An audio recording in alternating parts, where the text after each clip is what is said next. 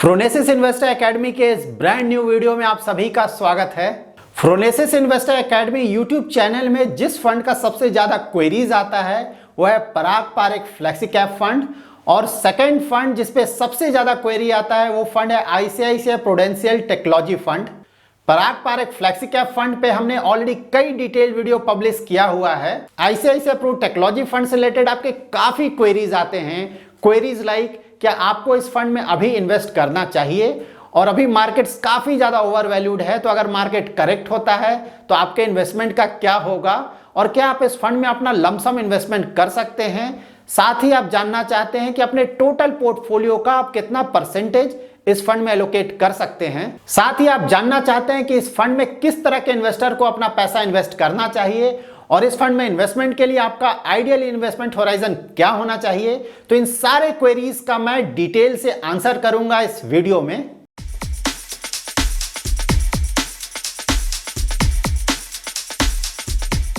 Let's start with basic details of ICICI prudential technology fund.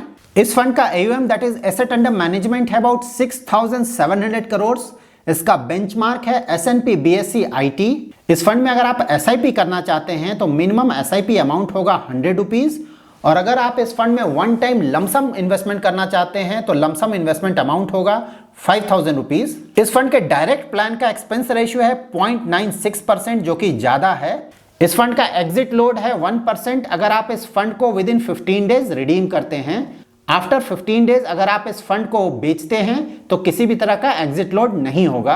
Now हम इस fund के performance के बारे में डिटेल से जानेंगे।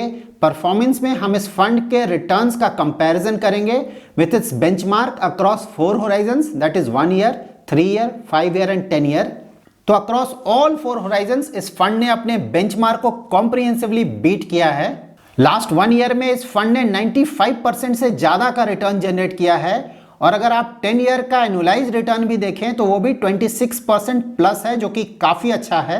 नाउ हम इस फंड के फंड मैनेजर्स के बारे में जानेंगे। इस फंड को 2 फंड मैनेजर्स मैनेज करते हैं।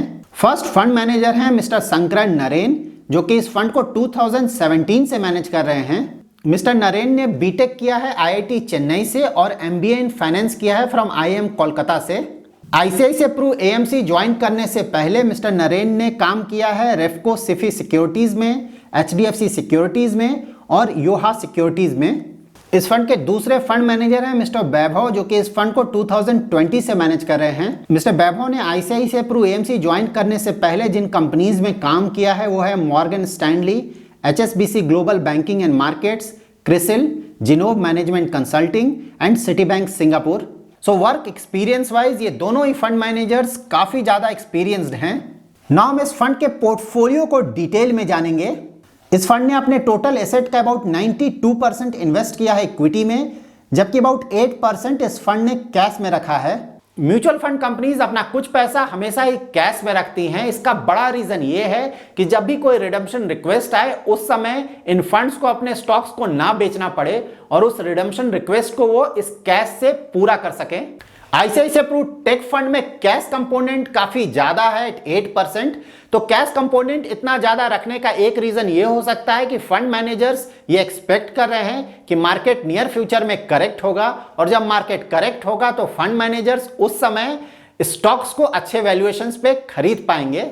ना हम उन सेक्टर्स के बारे में जानेंगे जिन सेक्टर्स में इस फंड ने अपना इन्वेस्टमेंट किया है। ICICI pru tech fund technology sector का एक सेक्टर फंड है, और सेक्टर फंड को अपना टोटल एसेट का एटलीस्ट 80% एक पर्टिकुलर सेक्टर में इन्वेस्ट करना होता है। तो आईसीआईसीआई प्रू टेक फंड को अपने टोटल इक्विटी इन्वेस्टमेंट का एटलीस्ट 80% इन्वेस्ट करना होगा IT सेक्टर में। इस फंड ने टेक्नोलॉजी सेक्टर में इन्वेस्ट किया है अबाउट 74.5%, सर्विसेज में इन्वेस्ट किया है 8.3% एंड कम्युनिकेशन में इन्वेस्ट किया है अबाउट 5.8%।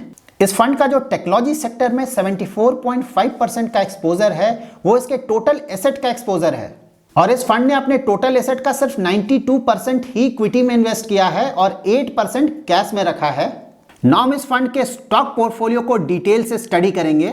इस फंड का जिन मेजर कंपनीज में एक्सपोजर है वो कंपनीज हैं Infosys, HCL technology, tech Mahindra, Tata consultancy services, persistent systems, Bharti Airtel and emphasis.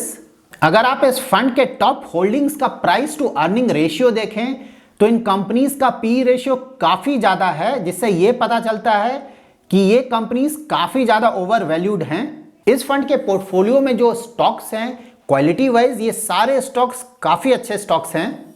In stocks के साथ सिर्फ एक इश्यू है कि इन स्टॉक्स का प्राइस टू अर्निंग रेशियो काफी ज्यादा है। इस तरह का हाई पी रेशियो ये कंपनीज तभी मेंटेन कर पाएंगी जब इन कंपनीज का प्रॉफिट ग्रोथ काफी अच्छा आएगा ईयर ऑन ईयर। और अगर इन कंपनीज का earnings that is profit after tax उम्मीद से कम आता है इन कमिंग फ्यूचर, तो आप इन कंपनीज के स्टॉक्स में करेक्शन एक्सपेक्ट कर सकते हैं। सो ओवरऑल इस फंड के इक्विटी पोर्टफोलियो में स्टॉक्स काफी अच्छे क्वालिटी के स्टॉक्स हैं, लेकिन वो ओवर वैल्यूड हैं, तो जब भी मार्केट करेक्ट होगा तो ये स्टॉक्स भी करेक्ट होंगे। तो शॉर्ट टर्म के इन्वेस्टमेंट होराइजन के लिए फंड काफी ज्यादा रिस्की है, लेकिन लॉन्ग टर्म के होराइजन के लिए ये फंड अच्छा है। नाउ हम इस फंड के रिस्क एडजस्टेड रिटर्न पैरामीटर्स के बारे में जानेंगे। स्टैंडर्ड डिविएशन एंड बीटा से हमें यह पता चलता है कि कोई पर्टिकुलर फंड कितना ज्यादा रिस्क ले रहा है, तो ये पैरामीटर्स जितना ज्यादा होगा उस फंड को उतना ज्यादा रिस्की माना जाएगा। जबकि अल्फा एंड शार्प रेशियो से हमें किसी भी फंड के रिस्क एडजस्टेड रिटर्न के बारे में पता चलता है। ये दोनों ही पैरामीटर्स जितना ज्यादा होगा उस फंड का परफॉर्मेंस उतना अच्छा माना जाएगा। 3 ईयर होराइजन में अगर आप इस फंड के रिस्क पैरामीटर्स को देखें that is standard deviation and beta, तो इस फंड ने as compare to its category थोड़ा ज्यादा रिस्क लिया है, क्योंकि इस फंड का स्टैंडर्ड डिविएशन और बीटा दोनों ज्यादा है इस फंड के कैटेगरी एवरेज से। जबकि इस फंड का अगर आप 3 ईयर होराइजन में अल्फा एंड शार्प रेशियो देखें तो ये मोर और लेस इक्वल है as compare to its category average. और अगर आप 5 ईयर होराइजन में इस फंड का परफॉर्मेंस देखें तो यहां भी स्टैंडर्ड डिविएशन एंड बीटा थोड़ा ज्यादा है, जबकि अल्फा एंड शार्प रेशियो काफी अच्छा रहा है 5 ईयर होराइजन में इस फंड का।